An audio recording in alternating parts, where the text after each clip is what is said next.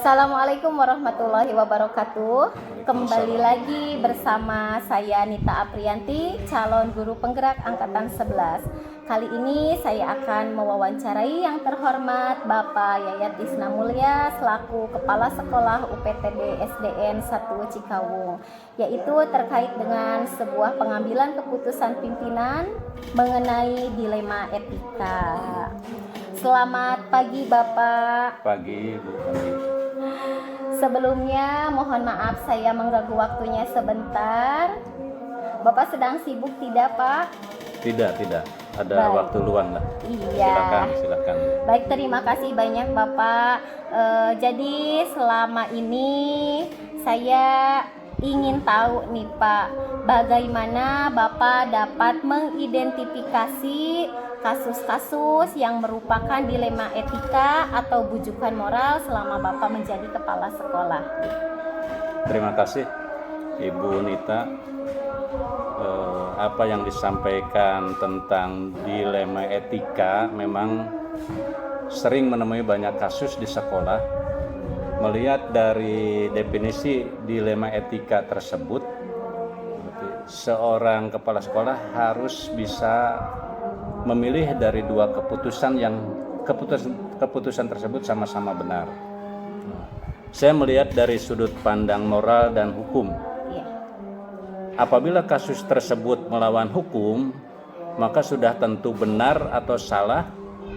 Namun jika masih dikatakan benar, lawan benar, masalah tersebut adalah dilema etika. Nah, oleh sebab itu, tetap seorang pimpinan harus bisa memberikan solusi yang terbaik. Nah, selama ini dari tadi yang telah Bapak sampaikan, bagaimana Bapak menjalankan pengambilan keputusan di sekolah yang Bapak pimpin, terutama untuk kasus-kasus di mana ada dua kepentingan ya Pak, yang artinya kepentingan itu sama-sama benar dan sama-sama mengandung nilai kebajikan. Selama ini saya selalu mengidentifikasi kasus dari berbagai sudut pandang, Bu. Iya, Pak. Kemudian menimbang secara matang mana yang paling benar dari keputusan tersebut, menguntungkan banyak orang dan tidak ada yang dirugikan. Seperti itu. Baik. Nah, kemudian Bapak kira-kira langkah-langkah atau prosedur yang seperti apa yang biasa Bapak lakukan selama ini? Baik. Langkah-langkah yang saya tempuh, yang dilakukan itu pertama menentukan penyebab permasalahan. Iya. Kemudian menentukan siapa yang terlibat. Kemudian menentukan penyebab atau menanyakan kepada orang-orang yang terdekat. Berdiskusi dengan warga sekolah dan membuat beberapa solusi keputusan, menimbang lagi dari berbagai sudut sebelum memutuskan atau mengambil solusi 1, 2, dan 3 dan seterusnya.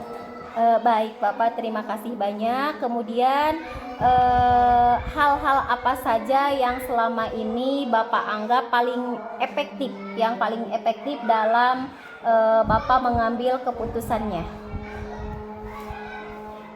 Baiklah. Selama ini saya melakukan analisis kasus, kemudian menentukan solusinya sesuai dengan peraturan dan norma-norma yang berlaku dan mengedepankan kepentingan umum. Solusi tersebut harus bermanfaat bagi banyak orang dan baik secara jangka panjang. Baik Bapak. Nah, tentunya pada saat Bapak melakukan pengambilan keputusan itu pasti mengalami suatu dilema ya Pak. Nah, tentunya Bapak juga pasti menemukan suatu tantangan atau hambatan di dalam pengambilan keputusan ini. Nah, kira-kira tantangan terberat yang pernah Bapak hadapi itu yang seperti apa? Baik, Bu.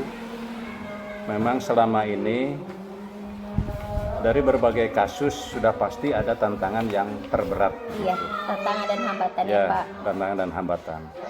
Nah, tantangan itu dalam mengambil keputusan adalah suatu keputusan yang terbaik, ya.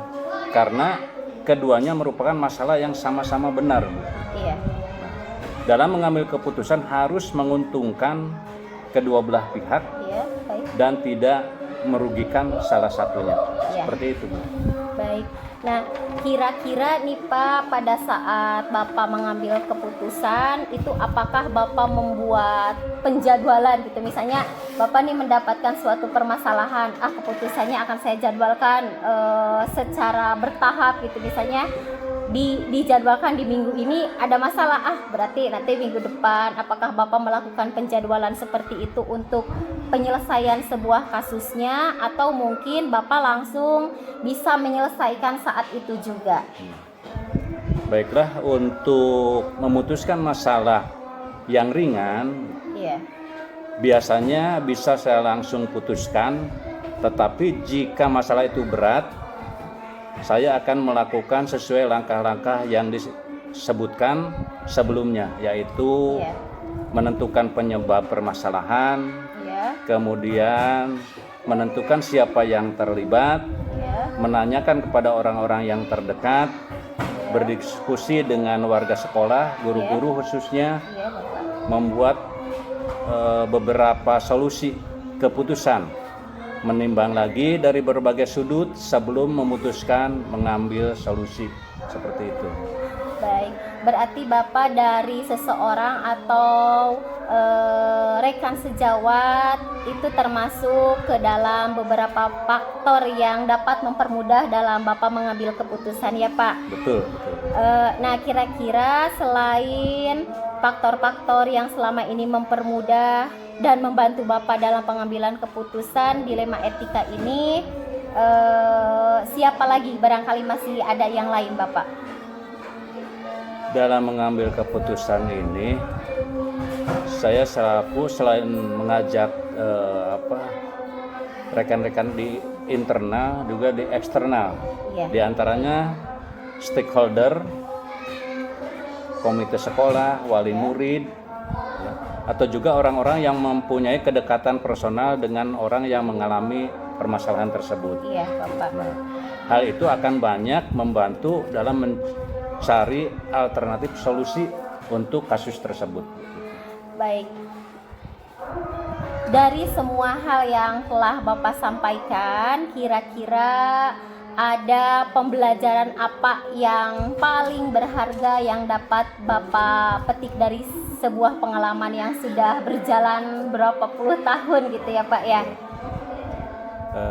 Memang semua kasus yang ada di sekolah itu semuanya merupakan pembelajaran yang harus diselesaikan. Nah, oleh sebab itu pelajaran yang dapat diambil adalah saya menjadi lebih belajar bijaksana dalam menganalisis semua permasalahan, termasuk mencari alternatif untuk dijadikan pertimbangan dalam menentukan solusi yang tepat dan yang terbaik. Seperti itu. Baik, Bapak, terima kasih banyak atas waktu dan kesempatannya. Alhamdulillah, sekarang saya mendapatkan banyak sekali pengetahuan baru tentang bagaimana cara pengambilan keputusan dilema etika ini. Saya ucapkan terima kasih banyak ya Pak atas informasi yang Bapak berikan. Kalau begitu saya mohon izin undur diri. Assalamualaikum warahmatullahi wabarakatuh. Waalaikumsalam warahmatullahi wabarakatuh.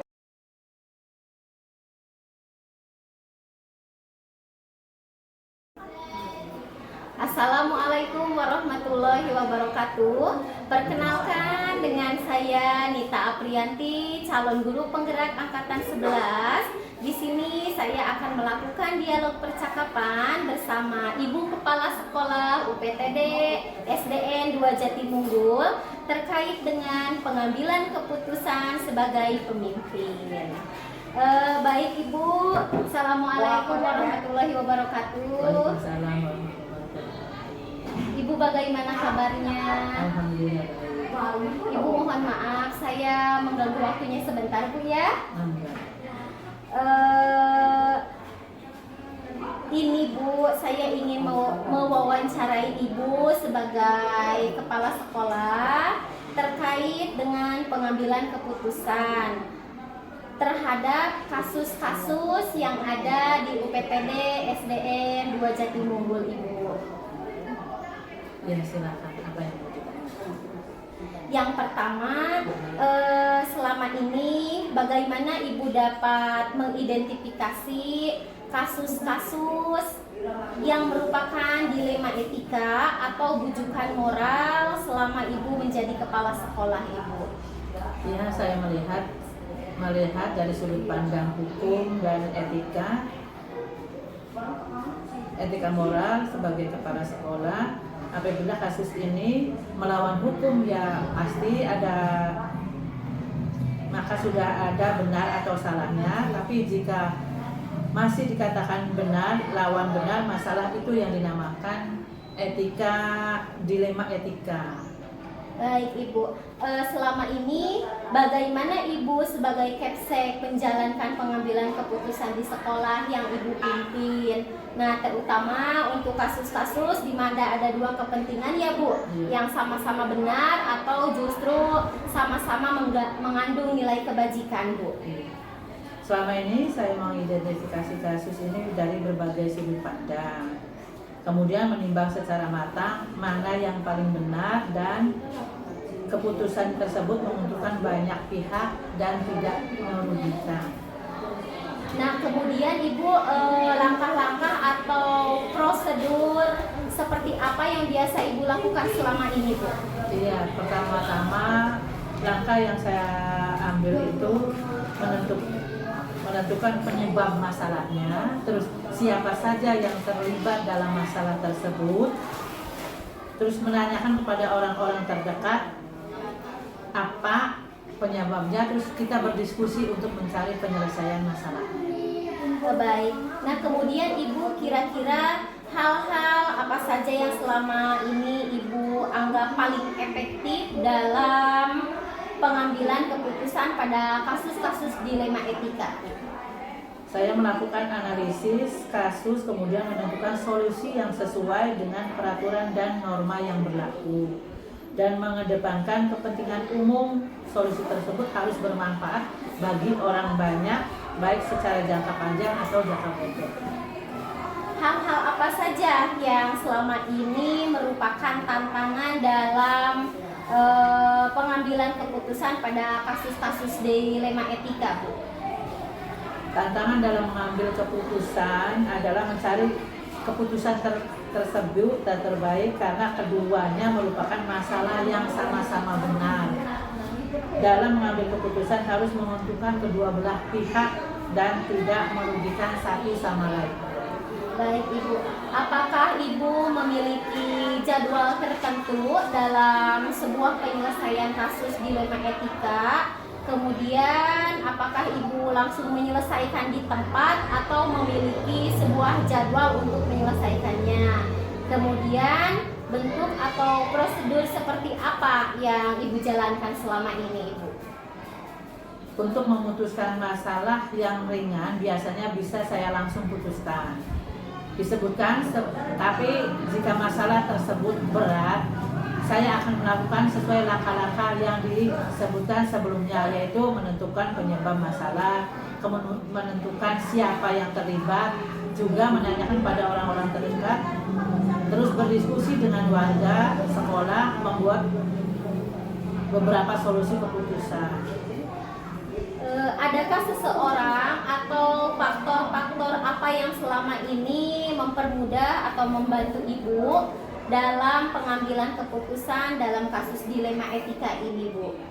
Ya, dalam mengambil keputusan saya selalu mengajak warga sekolah, terus stakeholder, wali murid, juga orang-orang yang mempunyai kedekatan personal dengan orang yang mempunyai permasalahan. Hal itu akan banyak membantu dalam mencari alternatif solusi. Dari semua hal yang telah disampaikan, Pembelajaran apa yang dapat Ibu petik dari pengalaman Ibu mengambil keputusan di dilema etika selama ini, Bu? Pelajaran yang diambil dari masalah tersebut yaitu saya jadi lebih bijaksana dalam menganalisis sebuah permasalahan, mencari alternatif-alternatif untuk dijadikan pertimbangan, menentukan solusi yang tepat dan terbaik. Baik, terima kasih banyak Ibu atas waktu dan kesempatannya. Alhamdulillah saya sekarang mendapatkan banyak pengetahuan baru tentang bagaimana cara pengambilan keputusan sebagai pemimpin. Sama-sama Ibu. Kalau begitu saya mohon izin undur diri Ibu. Assalamualaikum warahmatullahi wabarakatuh. Waalaikumsalam. Ya, terima kasih banyak Ibu.